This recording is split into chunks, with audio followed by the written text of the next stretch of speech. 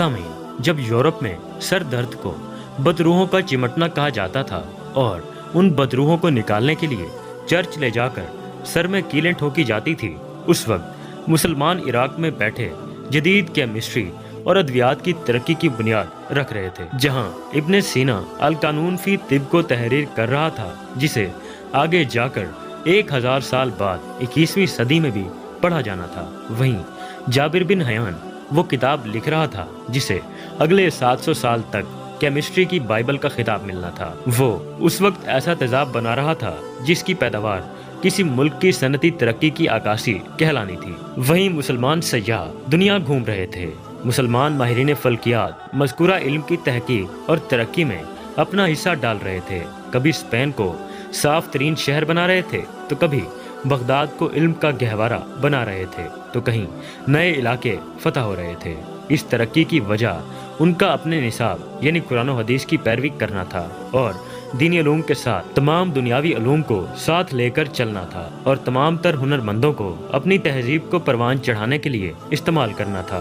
फिर वक्त बदल गया और मंजर भी बदल गए। हमारे अकाबरीन कव्वे के हलाल व हराम होने पर मनाजरे करने लगे और हमने अपने निसाब में वो उलूम शामिल कर दिए जिसमें न हमारी दीनवी तरक्की थी और न ही आखिरत की कामयाबी। जिहाद और मुजाहिदीन ज़ाती मफादात के लिए इस्तेमाल होने लगे।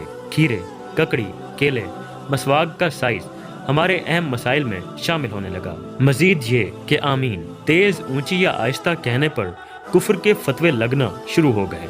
फर्ज के बाद दुआ जायज़ है या नाजायज़ है पर झगड़े होने लगे और फिर हलाकू खान की चंगेजी फौज ने मुसलमानों के सरों से फुटबॉल खेले और खोपड़ियों के मीनार खड़े कर दिए।